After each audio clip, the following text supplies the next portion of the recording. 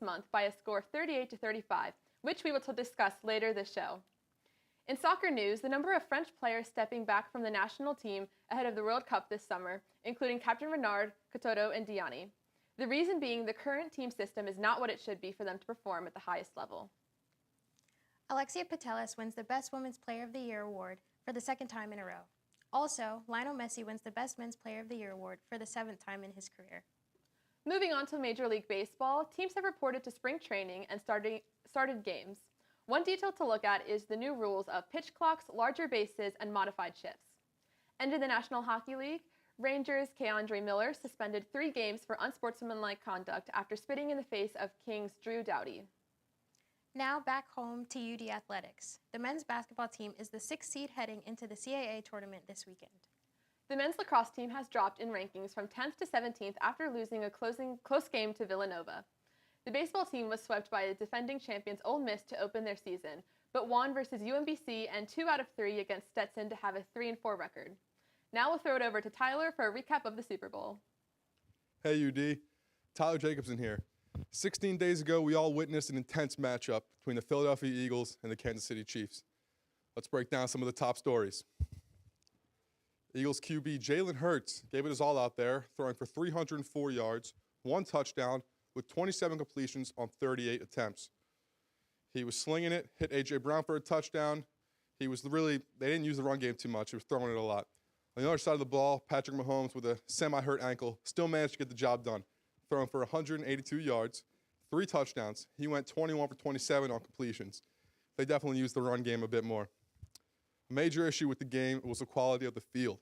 As many players reported and fans saw for themselves, players on both teams were slipping and falling all night. The NFL spent over $800,000 on the turf, which, in hindsight, seems like a major waste of money. Eagles star linebacker Hassan Reddick was quoted saying, "I'm not going to lie, it was the worst field I ever played on." Would the outcome of the game have been different if there was better turf? Unfortunately, we'll never know. Slippery field didn't stop Chiefs running back Isaiah Pacheco from picking up 76 yards rushing. The team rushed for a total of 158 yards altogether. The Eagles cannot get the running game going as well, only rushing for a total of 115 yards, with Jalen Hurts, their top rusher, picking up 70 of those yards. Possibly the biggest story of the game was the holding call in the 4th quarter. As we'll wrap up this clip here of Jalen rushing a little bit. With 1:54 left on the clock, the game was tied at 35, and the Chiefs were inching towards the end zone, looking to end the game. On 3rd and 8 from the Eagles' 15, corner James Bradbury had a heartbreaking call on him for holding. Chiefs receiver Juju Smith-Schuster was the one held. Kansas City then ran out the clock and kicked the game-winning field goal. That was it for the game. The country is still divided as to whether it was the right call or not. They didn't even let the Eagles get a chance to score. We can't confirm that was the right call, but we can confirm it was quite the dramatic finish. After all the big hits, touchdowns, slipping, and Rihanna songs, Andy Reid and the Chiefs were the one holding up the Lombardi Trophy in the end, overcoming the Eagles 38-35. Chiefs fans are on top of the world, and Philly fans can only wipe their tears and look towards better days after losing out on a World Series and a Super Bowl. Not looking good to be a Philly fan. That's all from me. Let's kick it over to Kevin and Tony for Hot Takes. Yo, what it do? Back with Kevin and Tony, we bring the hot takes to you. We got started off. I feel like Tony got something to announce. Tony, what you gotta say? Hold up. That's mad unprofessional, bro. My fault. I just got a call that LeBron is now the official most points of all time in basketball. You know, he is the GOAT, undisputed GOAT. That's why the Lakers will be in the playoffs this year, and it will take it all. But Bron not playing. And what does that mean, LeBron? The GOAT can't stay healthy no more. I feel like he's been spending a lot of time with Anthony Davis. He's 38 years old. Bone's right? getting a little brittle. That's cap, bro. That's cap. You heard him in the last game when he fell down to the ground. I heard something pop. He heard something pop. And guess what's going to be popping at the end of the season? Champagne when the Lakers win. Telling you, bro. Watch. You know what? I'm not really sure about that, but I'm kind of tired of talking about the Lakers because they depressed me for the first half of the season. But now look at them. They up. We're gonna talk about some real hitters. We're going to start talking about 2 of the greatest performances we've seen ever on the court. This season, we've actually seen 2 70-point games and it was by Damian Lillard and Donovan Mitchell. What do you think is the best one? The best one is Donovan Mitchell. Wow. You don't expect that from Donovan Mitchell. Donovan Mitchell put up 71 points, only missed 12 shots, bro. 12 shots. Think about it. He's a Walmart Dwayne Wade. Well, like He's that's a not Walmart disrespectful. That's not disrespectful. disrespectful. That's not disrespectful, That's crazy. bro. That's so. That's I not don't even disrespectful, remember Dwayne Wade dropping 55, bro. Dwayne Wade can do it though. Can he? Yes. I don't know. Dwayne Wade can do it easy. You know, his knees give out a little quick. But it's the obviously Flash, it's bro, obviously but- it's obviously Dame. It's obviously Dame because Why? 13 threes, Okay. 41 points by half, Okay. 21 points in the last 5 minutes of the game. Okay. He's Dame. And is this team good? He's him. no. We don't talk about the Trailblazers. Is for this real. team good? we don't talk about the Trailblazers. What do they have? for real. Simons? We're talking about Damian Lillard.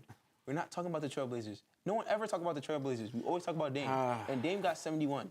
And so did and- Donovan Mitchell. Yeah, but Dame got 13 threes. Donovan Mitchell hit 7. He had 7 in what, 48 minutes? He hit 7. Took It him don't- all don't that matter, time to get to bro. 71. Don't Dame only matter. needed 39 He minutes. put up 71. But I think we could go on forever for this because you know how me and Tony can get. But let's move on. Let's move on to something a little spicy. I feel like a lot of us have those players that we just don't like in the league. We just see them, we just like, oh my God. Yeah. What's that player for you, Tone? That player for me has always been Grayson Allen. Since college, actually. He's a dirty player, bro. Like, if I'm messing, he's going out there purposely tripping players, bro. What's the point of me watching basketball at that point? Damn. Like, Damn. I there's really no can't. point. I really can't argue with you because like even his face just hard to look at that's what I'm sometimes. saying. He has a It's like, punchable face, bro. Yeah. Literally. I'm not gonna lie. But for me, mine is more on the basketball side. I just dislike watching Rudy Gobert. Like 7 feet, useless for real. Like Get dunked on every time, bro. I'm Literally. saying, body bag by every 6 foot guard. Like, come on, Bro, like, no cap. I just seen the clip. He got dunked on by Giannis tonight, bro. Tonight? Yes. That's what I'm saying, bro. He gets dunked on. He's out there to get dunked on, bro. Yeah, I don't have any faith in Rudy. The Timberwolves look real stupid trading away all them players. The Lakers will thank you for letting them get Malik Beasley and Jared Vanderbilt off that. But that's just Rudy Gobert. I don't know how he ever got a Defensive Player of the Year because it'd be a layup line on him during the playoffs. But speaking of the playoffs, I feel like me and you had this conversation off screen, and I really do not agree with you. I got the Bucks coming out the East.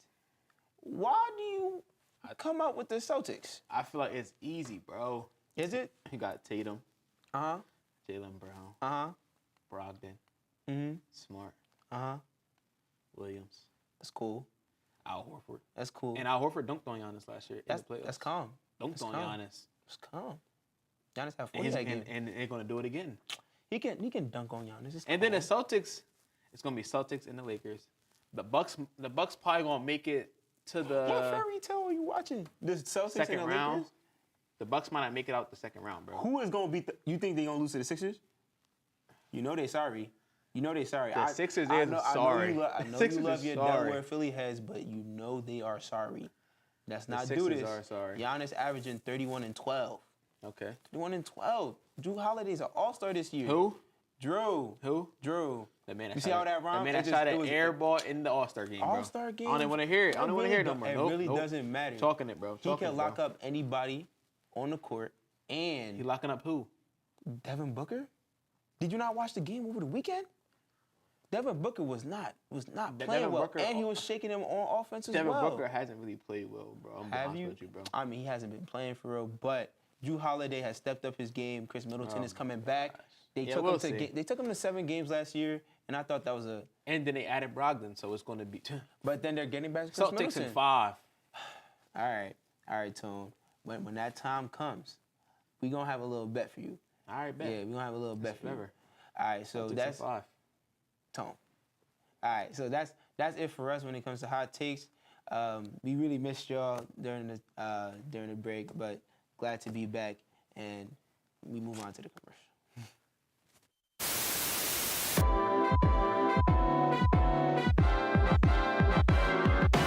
49 News starts right now. I'm Emma Schneider here with your entertainment news. I'm Laura Daly here with this week's weather update. We could see the clouds are moving in to the area as the night progresses. I went out to find out what students really think. Let's see what students at the University of Delaware have to say. Here's what you can do to keep yourself safe during this holiday season. Sadly, that is all we have for you tonight on 49 News. It's back. We're back. Hens Sport Night, your University of Delaware sports broadcasting show. That team from Boston. Just because they got a leprechaun don't mean they're going to be lucky. How has your experience been playing field hockey here? How magical was the beginning of the season for you guys? Who are you rooting for this World Cup? Probably the USA or Scotland. Watch the play. I don't think I've seen it though. Yeah, you can't guard them. That's not your body. This is her first time in 10 years. So we're like kind of at the same level. Welcome to Real Talk. What is the best Halloween candy? You had to play a song every time you came into the room. What song would it be? This movie's bonkers. Let's get right into that. Yeah. Do you guys like pickles? No. I love pickles. I'm so excited. You see Kanye West as this icon, as this person, and he said some anti-Semitic things. So it's like, how do you deal with it? There's nothing scarier than a student-run television show with an audience of 13. Do you mean bi-weekly? Don't they look stunning? What? I don't want to hold you back. Ow! What now? McKinley! Shut the hell up! Let me just leave these babies here, Ricky, while I head on up to the saloon for the hour. I'm just gonna... I've been your host, Lauren Gapp, and this is the Bi-Weekly Show.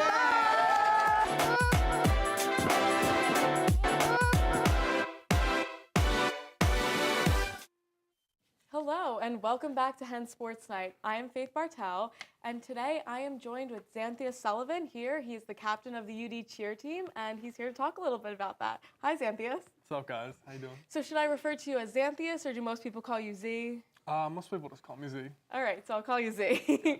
So my first question for you is, what motivated you to join the UD Sports cheer team?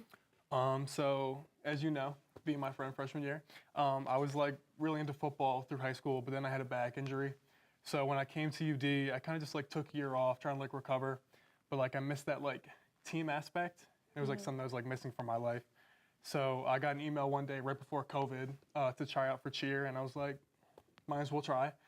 Came in for a tryout, loved it, and like the team culture has been awesome and amazing, and I like loved that I joined and like took a risk. Yeah, for sure.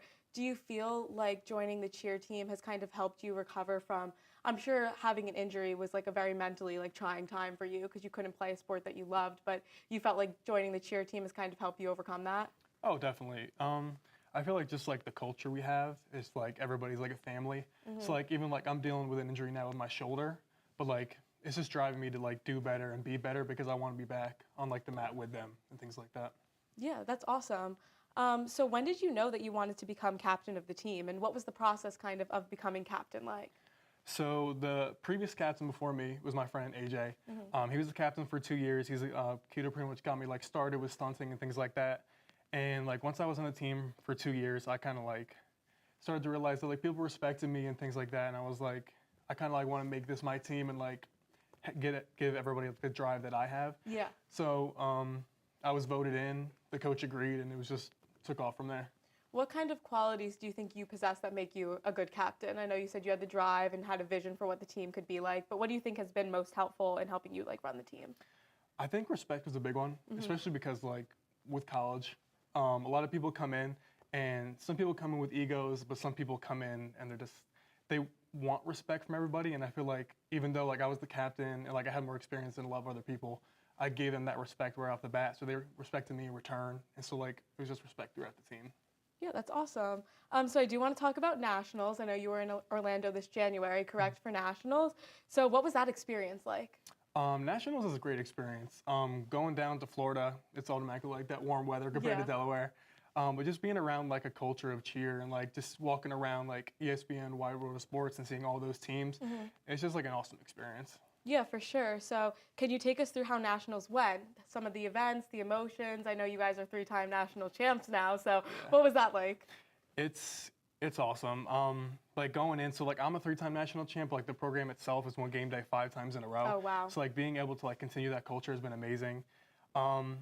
It's always been like a nail biter because going into this year we were like ranked like 3rd. Yeah. And then same as last year, like in semis and then finals. Like the amount of energy we bring to finals is crazy. Like everybody like goes crazy. Yeah. And coming out on top the past 3 years has just been an amazing experience. Do you think that it is that energy that makes the difference between semis and finals, or is there something else that helps you guys go for the win? I definitely think it's the energy, because like going into semis, it's kind of like, not like that we like know we're gonna make it to finals, but it's like just the culture of the school. We kind of know it's like almost a given that we're going to finals, but it's like knowing that we came like in third, it's kind of like a driver to be like, all right, now we got to buckle down. And I think that's what gets us through every year.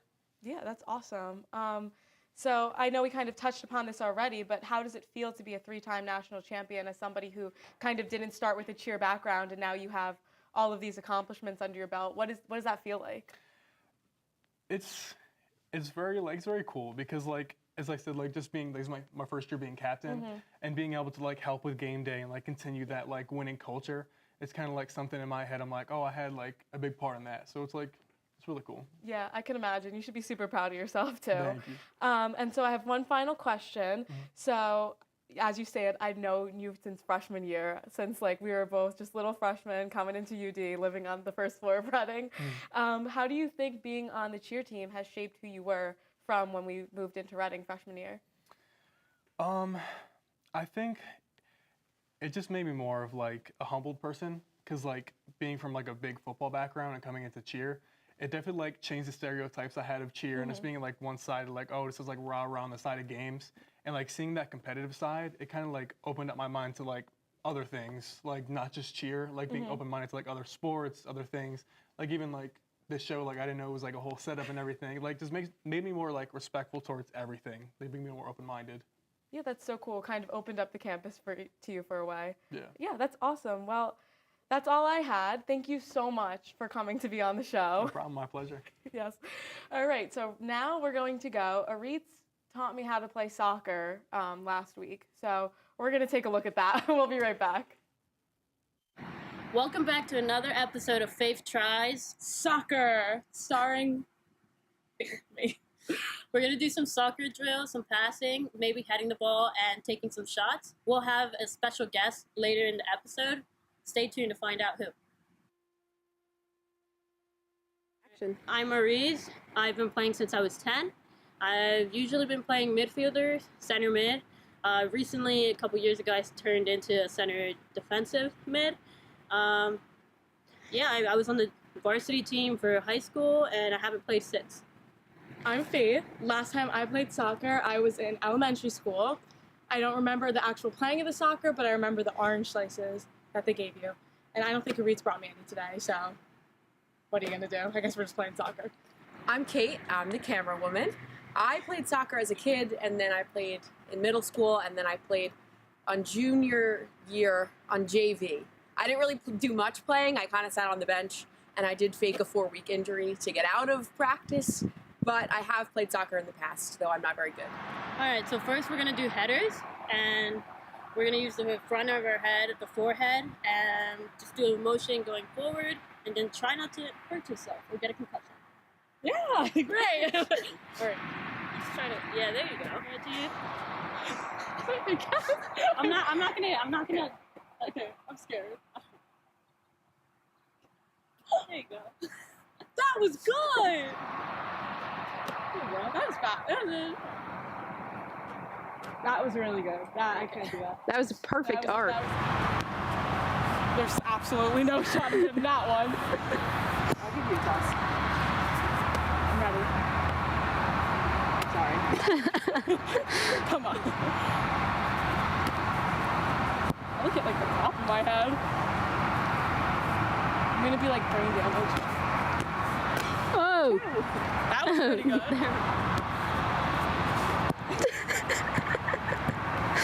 Close, but no cigar. There are all these things that like mean other things, like headers, like on essay, and juggling like a clown. Like, show me what I'm supposed to be doing now. You're just gonna roll it onto the front, and then you're just gonna pop it up with your foot. So you're just gonna do that, and then you just gotta kind of just keep doing that over and over again, and then just kind of keep going. Okay. It wasn't bad. But it wasn't good. That was a little bit Unified version of juggling for those who can't do it on their feet. Oh, wow. Wow. That helps. Oh. There we go. I am learning this so much quicker than ice skating. Ice skating took me a lot longer. And then you just kick it wherever you want. But once you start moving, don't stop. You gotta kick. That makes sense. And then kicking it is kind of like passing. You can either use the inside of your foot or you can use that outside. So I've learned how to do penalty kicks, and it's kind of like basketball when they throw it and there's all the people standing around.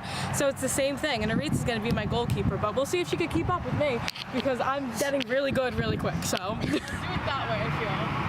Otherwise, oh wow, that was actually that was really good. That's 2 in a row. You should have dove for that. Maybe. I think I cowered away from it a little bit.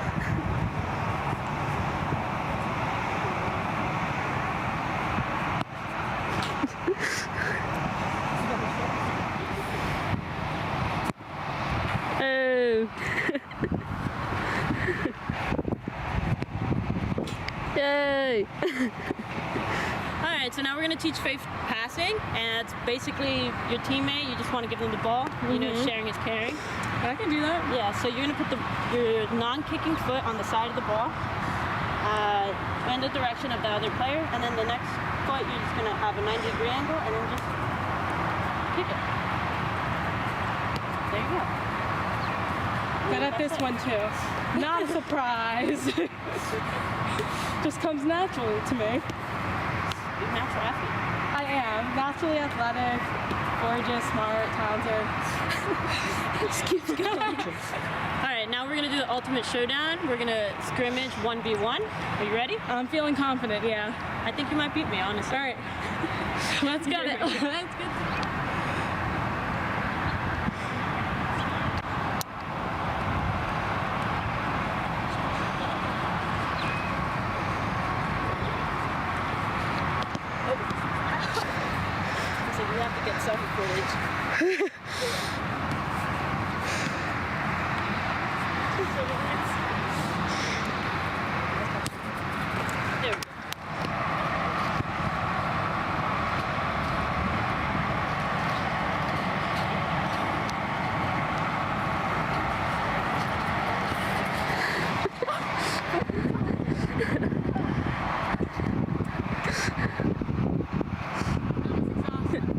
That concludes our little soccer session. So Faith, how was it?